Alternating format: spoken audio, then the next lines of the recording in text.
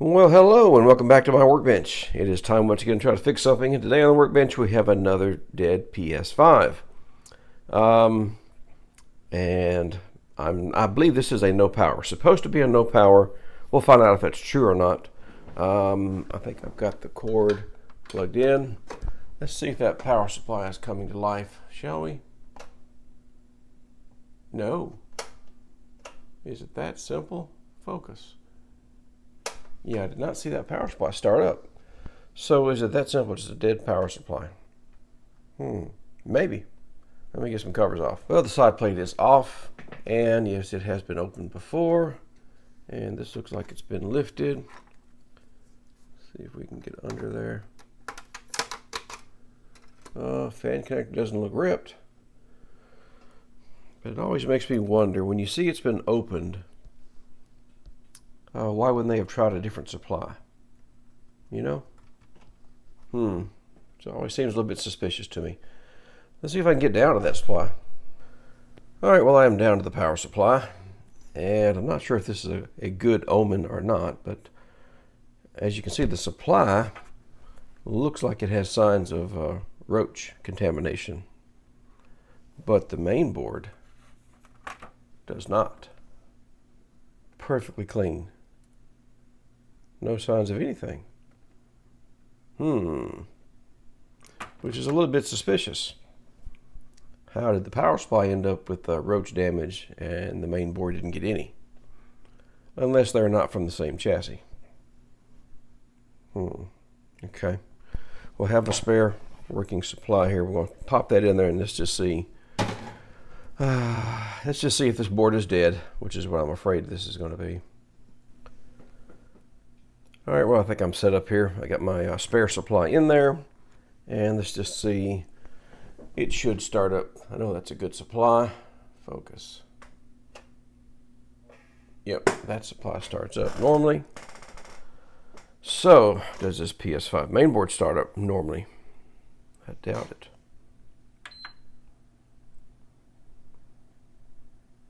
Wow, it's going to start. White light. That's surprising. Unless there's some other issue that's going to show up later on when we go to get video out of it. Maybe the HDMI port's busted. I don't know. Why wouldn't you have just swapped out the power supply and had a working PS5? I don't know. But that looks good. Okay, so we've got a dead power supply. We can deal with that. Let me get this set up. Let's see if we got any video out. I mean, this is just kind of surprising. All right, let's just see if it has any video. I'm kind of thinking it will. HDMI port didn't look too bad. I haven't really done any testing to it. Yeah. Okay, so we are in safe mode, or about to be in safe mode. Yeah, safe mode. But I got my front panel USBs disconnected. I'm going to have to get the USB-A to USB-C cable, which I have to find. Give me a moment. All right, I found my cable. Let's see if we can get this controller to connect. Yeah, update system software, reset. Okay. Update. Let me see if I can get the update via the internet. Sure would like to know what version it has right now, though. And it is on 6.5. Maybe I'll just update it to that one. Let me see if I can download that somewhere or reinstall that one.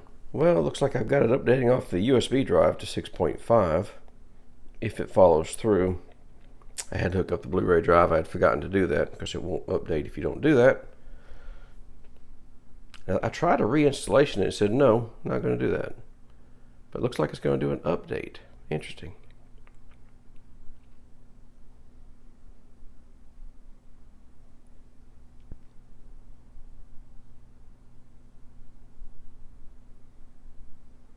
Okay, wake back up. There we go. PlayStation logo. Something went wrong. Ooh, SU101217-2. That's not a good error. Alright, so I tried to update via the internet and got this error, like immediately. So that may mean that our Wi-Fi Bluetooth module is not working. Because it immediately gave that error. Well, I haven't had any luck getting this console to update. This is the error I'm getting at the moment. And some people online say that could be the South Bridge.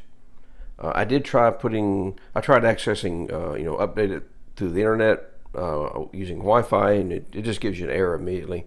Tried plugging a cable in the Ethernet port, error. So, yeah. Blu-ray drive is attached, does seem to have power, assuming it's the right one. Don't really know that, but we're assuming. So Southbridge can do weird things. So I think that's what I'm going to try, is swapping out this Southbridge.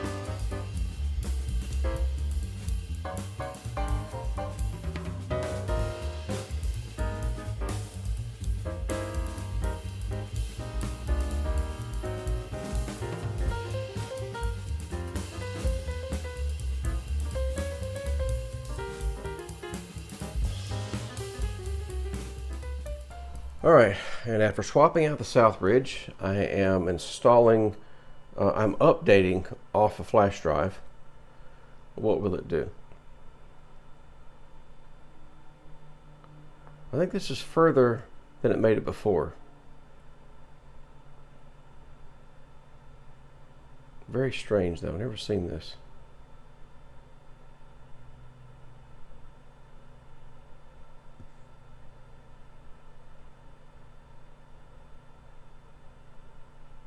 Come on. Oh, repairing storage. I definitely have not seen that.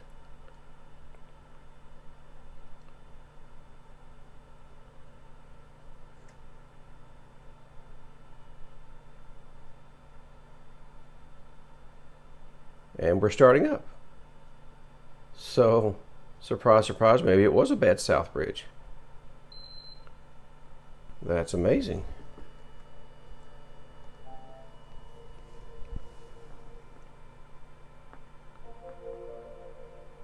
Okay. Now, if that's working, we've still got a power supply to fix. And I've noticed this board does not like to go down in this housing. The heatsink is warped. You can't really see it over there, maybe, but this end is down. It's bent. So I have to try to straighten that out some. I just noticed I couldn't get these ports to line up right in the back. I had to push down on the board to get things to plug in. So finally noticed the heatsink was warped. So we got a few things to clean up here before we can call this one good. All right then. I think we have our main board repaired. Now we need to move on to this power supply, because I like to keep my spare supplies. I'm sure you understand. So maybe this will be a quick and simple one, although it may be a little bit nasty. It does look like there is some roach remnants present. See if I can get this antenna off without destroying it.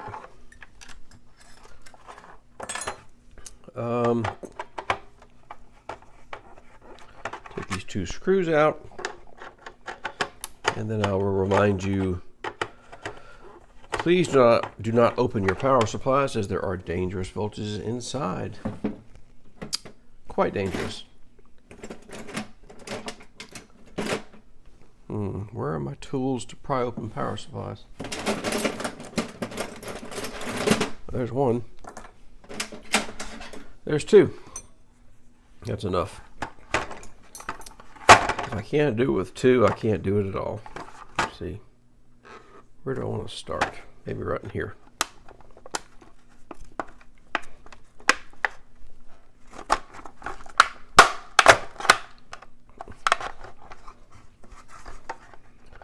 This one may not have been opened up before. And I think I can officially call this one another eBay special. Because anytime you have a dead power supply and a dead motherboard, that did not happen on some. Especially the power supply has obvious roach damage. So, but the main board did not. Nowhere in the chassis was there any signs of roaches, just on the power supply. So this particular eBay seller, I'm starting to remember why I didn't buy from them anymore. It's coming back to me now. Why I stopped buying from them.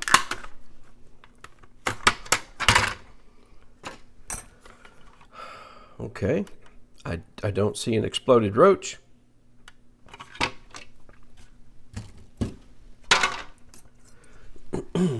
Are we sure this thing is dead? Are we like really, really sure?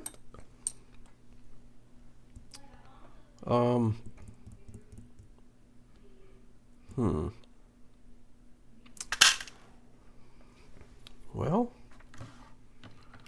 trying to remember. Well, let's just check for the heck of it. I'm being careful. I'm not going to touch anything. I have not discharged any capacitors. We'll go ahead and give it 120 volts. Let's just see if we get anything.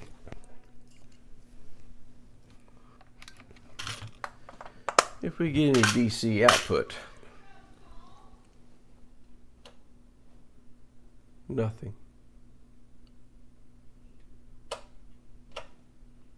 Nope.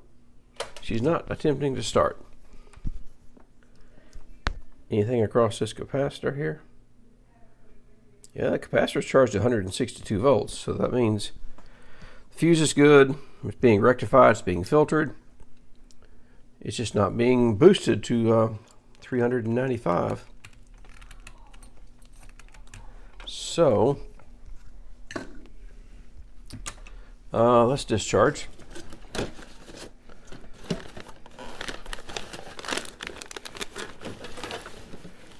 As soon as I can dig out the discharge tool. Things tend to get covered up in the drawer.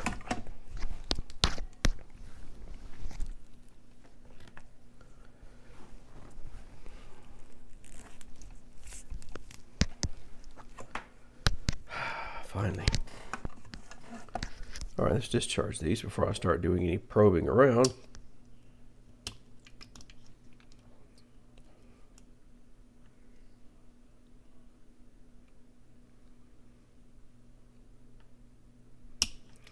All right, that's pretty dead. All right, that's rather dead.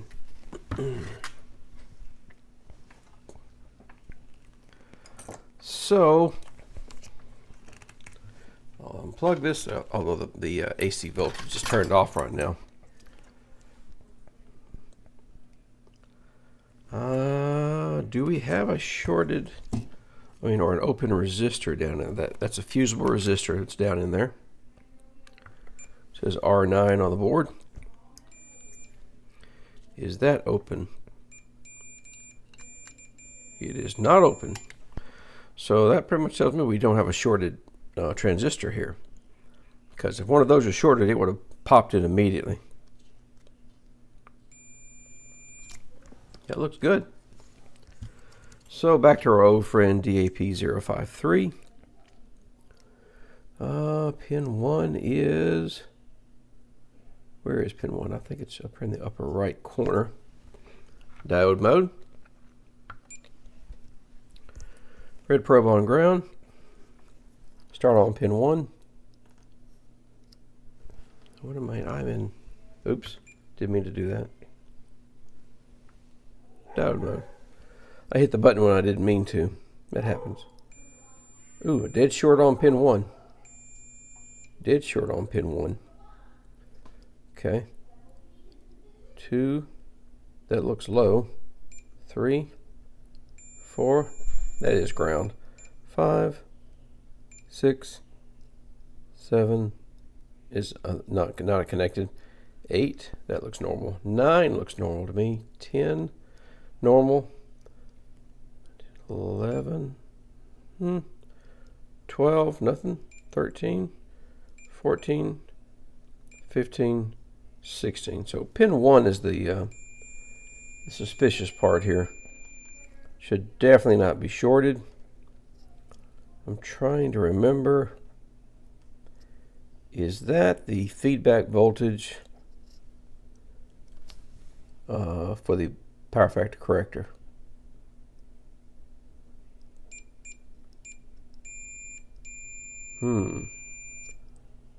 Possibly. There is a Zener involved there. I think that Zener looks good though. Doesn't look shorted. So we just have a bad DAP-053 because that's short to ground. It's not normal. Could be.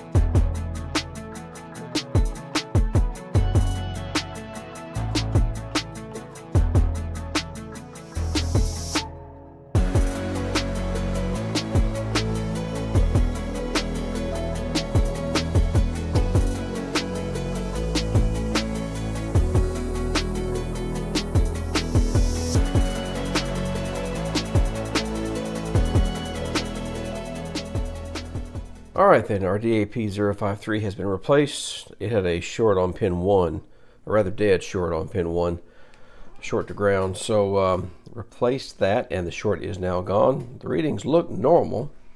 I've got my load set there for I think 8 amps. Yes, 8 amps and it's on.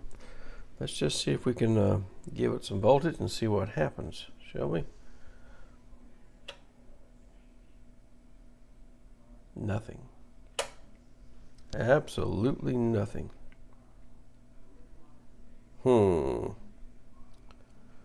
That doesn't seem right.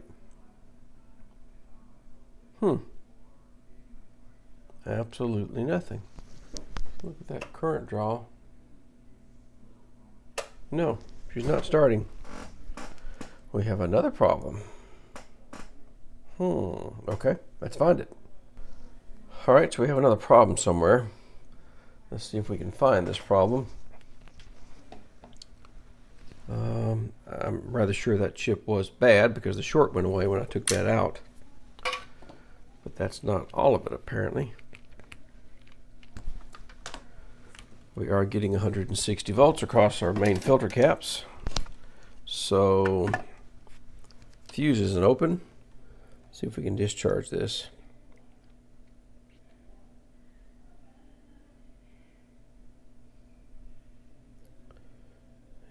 that looks to be rather well discharged. All right, we should be safe now. So what is going on? What else did we lose? Because we didn't even try to start up. It's not like we started up and shut down or anything. We just didn't even start up at all. Let me make sure. Let me get that out of get that glare off of the meter. Now I am rather sure these pins looked good momentarily. Just a moment ago, I mean. 0.69. That was shorted earlier. I'm not sure. That seems low. That seems low. 0.28 on pin 2. Let me find. No, here we go. What's this? My old notes on a DAP 53. Yeah, I have 0.571 on pin 2.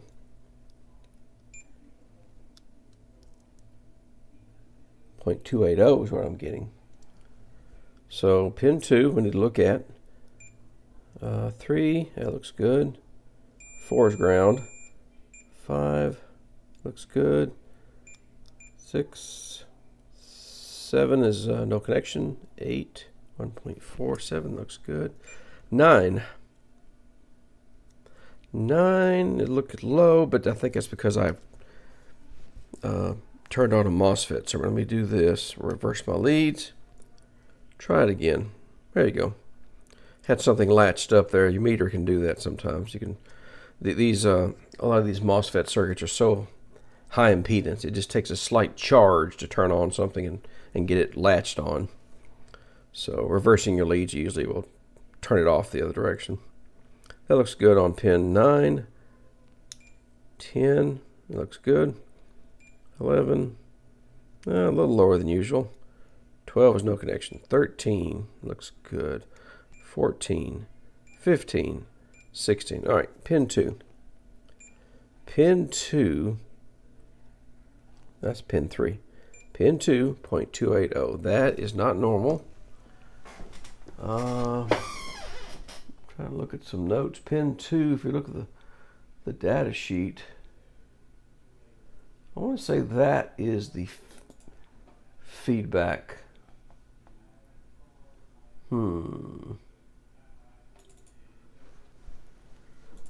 Is that the feedback for the PFC? I thought 1 was, but it was not. It was not.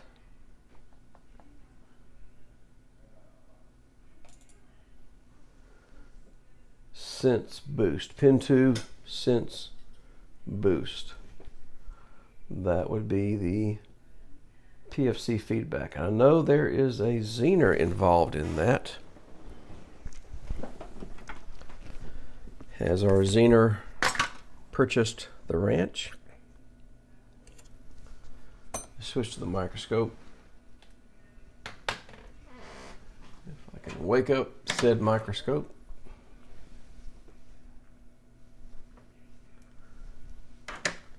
Come join us, microscope. Pin 2 is tied. Here's pin 2.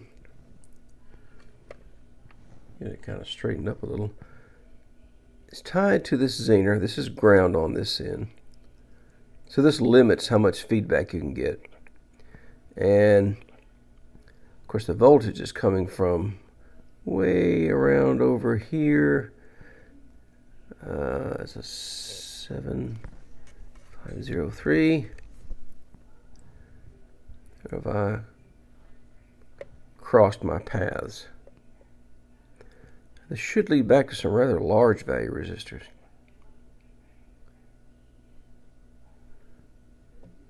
If this is the circuit that I'm thinking it is. There, and then there. Okay, yeah.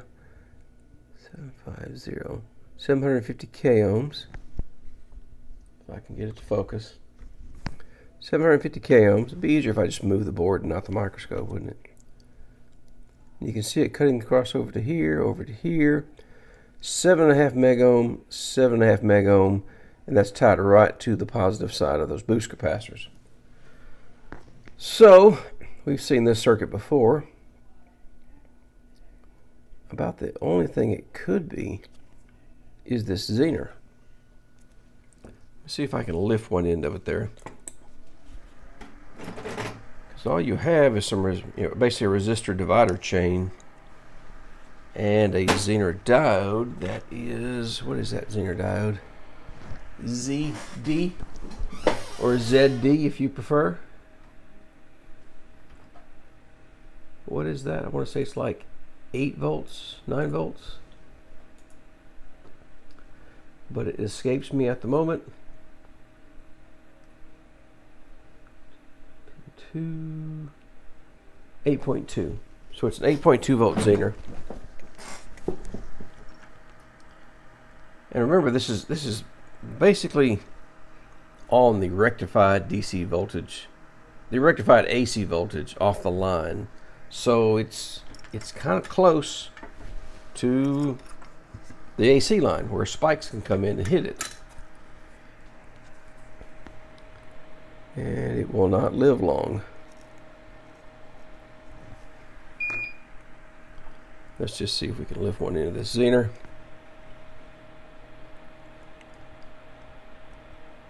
I just broke that leg. So I'll be replacing that Zener. I think I was going to be replacing it anyway, though. 0.71. And that Zener does not seem to be bad at all, I think. Although, all I'm really checking here is 0.720 is the forward bias, which doesn't really matter for us. It's the reverse bias is what's important to us. And if I've lifted that now, what do I have? Now that I've lifted that Zener, what do I have on pin 2? 0.28. I still have 0.28. I still have 0.28.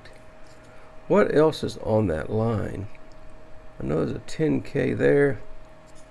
I'm trying to remember where else this goes. Trying to remember.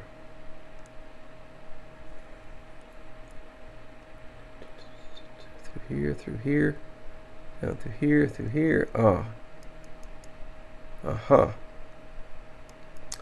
There is a MOSFET here. Number 704. That is a 2N7002 KT. Is that our problem?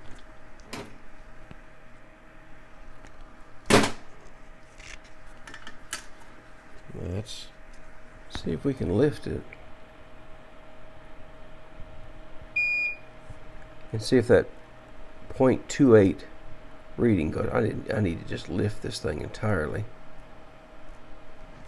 if I can without breaking it. But I do have probably 100 of them in a drawer, so it's no big deal if I do break it. But I hate to be that sloppy. There we go. I lifted that leg. I've lifted that leg. Now, that's Q34. If I go back over to pin 2, right here, 0.704. I know you can't see the meter, but trust me, it's 0.704 after lifting this pin of this Q34, which is that 2N7002 KT MOSFET. So it got popped. And the Zener, I just broke that thing. Yeah, sorry Zener, sorry. But luckily I do have plenty of them. I have a drawer full of them. If I can find it. ZD. 8.2 volt Zener.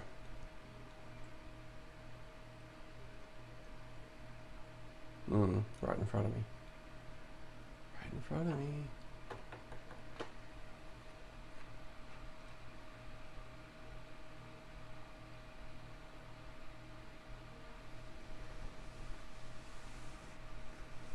There it is. Finally. Finally. PDZ 82B.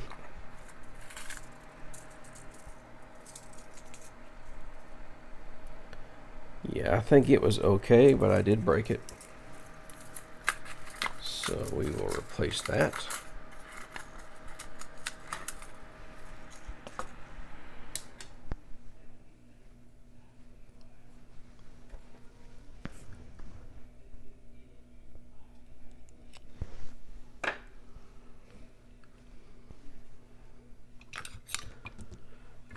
We will go on the hunt for my tweezers.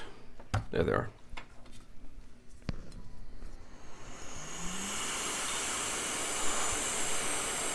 Remember, the anode was up.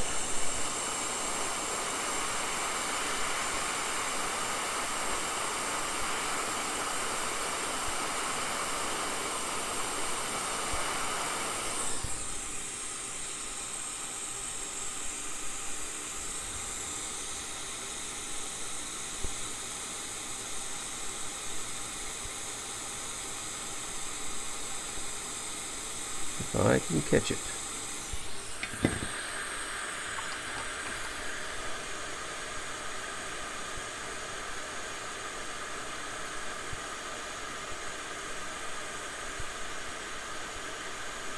No. Yes. No. No.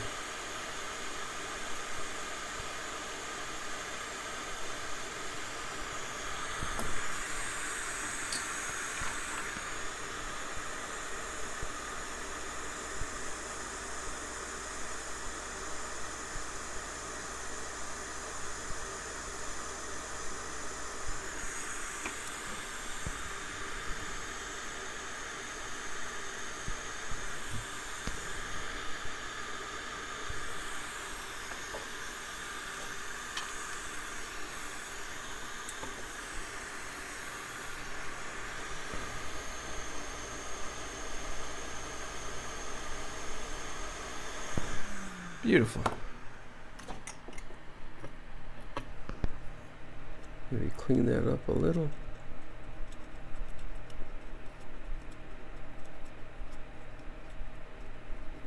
And that one has to go.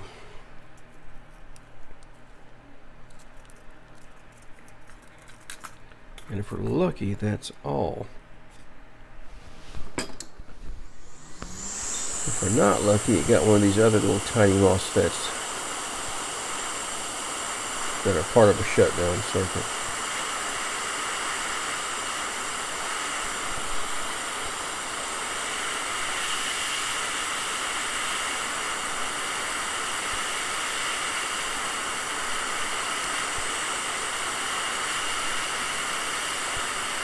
Oh, the blue's got it. There it goes. There it goes. It went flying. Not sure where it landed.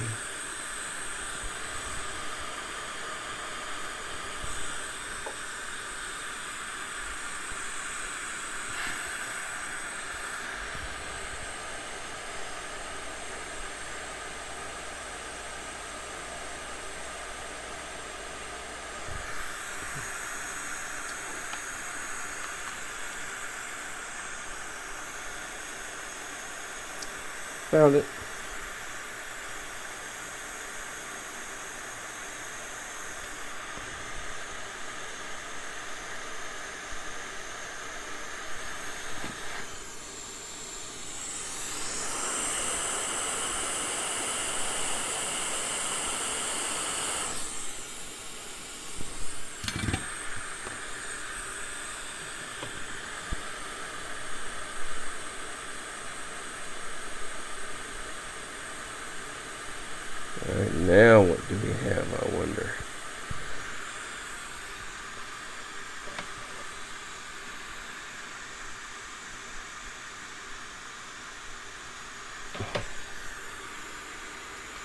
Let's see.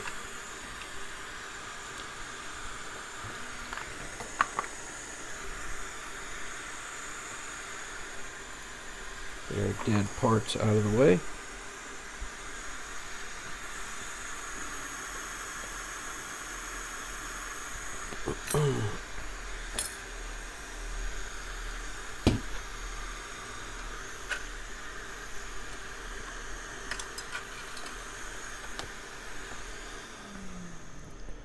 And get our polarity right on our connection to our dummy load.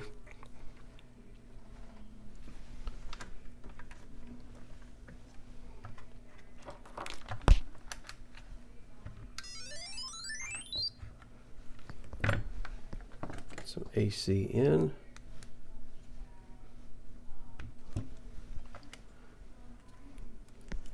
See if I can get on this output pins. All right, let's see what happens. What could go wrong? And there we are, 12 volts at 8 amps, 95.97 watts. Looks good. Seems to be fine. I'll turn it off. Wait a second. Turn it back on. And we start up. I think we are healed. Let me do a little testing on it. I'll clean up these case parts because they're rather nasty. Didn't see any roaches inside, but I don't know. But they're definitely on the outside. You can see that. Let me clean those up a little. Put this back together. We'll put it all back together and see if we have a working PS5. I bet we do. Well, our repaired power supply has been installed. I've got it. The console is fully reassembled. I'm installing Madden NFL 22 back there. So yeah, we knew it was the right Blu-ray drive because it did install an update. But for further confirmation, it is installing a game as well. But yeah, I think she's going to be good to go. I was just checking the power on the front USB ports there to make sure that was all working, and it is. But yeah, I think that's all for this one. Well, I hope you liked it. Thought it was somewhat interesting, educational, entertaining, any of the above. If you did, please give me a thumbs up. And I'll see you in that very next repair. Bye for now.